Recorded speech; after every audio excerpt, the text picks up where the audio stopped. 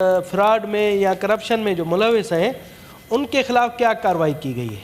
تو یہاں پر انیکزر بی میں جو آپ دے رہے ہیں اچھی بات ہے، پانچ چھ آفیسران کو تو ڈسمس کر دیا گیا سروس سے، مگر اس میں میجورٹی یہ لکھا گیا ہے کہ ان کو ان کے پیرنٹ ڈپارٹمنٹ میں بھیج دیا گیا ہے.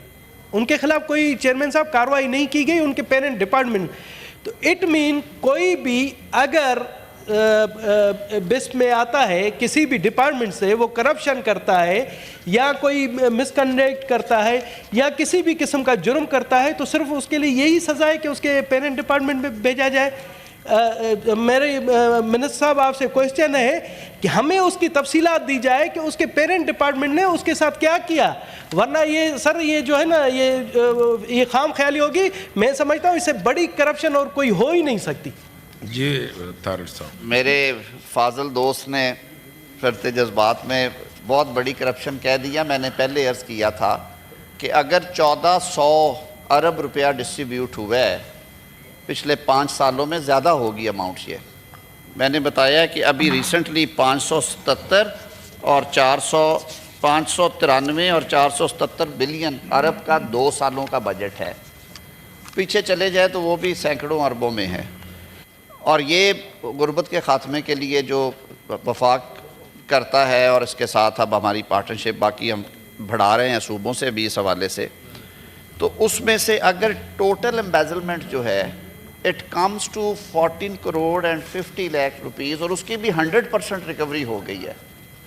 کہیں پہ لیپسز ہوتے ہیں چھوٹے چھوٹے کہ وہ ویریفیکیشن میں کیوں ہو گیا. تو ظاہر ہے جو بندہ، میں آپ کو مثال دیتا ہوں کہ ایک آفیسر ہے جس کے ہاتھوں سے پروسیس سے 80 کروڑ روپے کی ڈسبرسمنٹس ہوئی، تو اگر اس 80 کروڑ میں سے دھنیش کمار صاحب 26,000 روپیہ جو ہے وہ فالٹی ڈسبرس ہو گیا 80 کروڑ میں سے، تو آپ اس کو بددیانت اور جرم کرنے والا نہیں کہیں گے. وہ he would not be a criminal.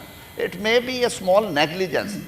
آپ کو خوش ہونا چاہیے. میں تو بلکہ خود آج یہ بریفنگ لے کے حیران ہوا ہوں کہ اتنے اربوں روپے کے ڈسبرسمنٹ میں جو لکھا آیا ہے ہمارے سامنے، اور وہ ظاہر ہے فلور آف ہاؤس پہ کہہ رہے ہیں. اگر کوئی فگر ادروائز ہے تو آپ کے پاس پورا رائٹ ہے کہ آپ اس کو لکھ کے ایویڈنس کے ساتھ لائیں تاکہ کارروائی ہو کہ انہوں نے جواب ٹھیک نہیں دیا.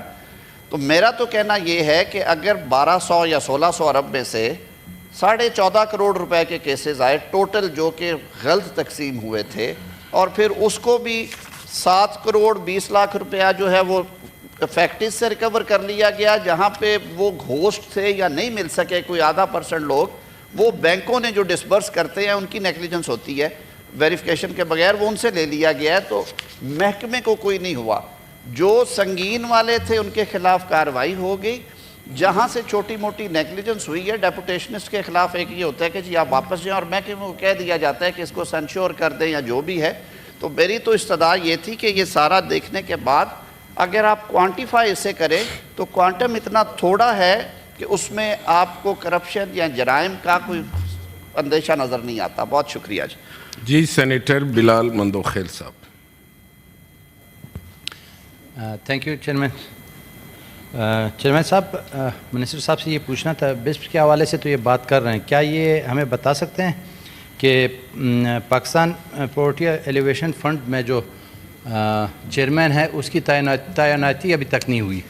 اس سلسلے میں یہ بتائیں کہ ان کی تعیناتی کب تک ہوگی، اور اگر نہیں ہوگی تو اس بارے میں محکمہ کیا کر رہا ہے، اور اگر یہ معاملہ یہاں سالو ہو سکتا ہے تو بڑی اچھی بات، نہیں تو اس کو کمیٹی میں ریفر کریں تاکہ اس کے بارے میں مکمل جی منسٹر صاحب. جہاں تک کیبنٹ کے حوالے سے میری انفارمیشن ہے that is in the process, اور کوئی ایسا نہیں ہے کہ اس پہ نہیں ہو رہا عمل.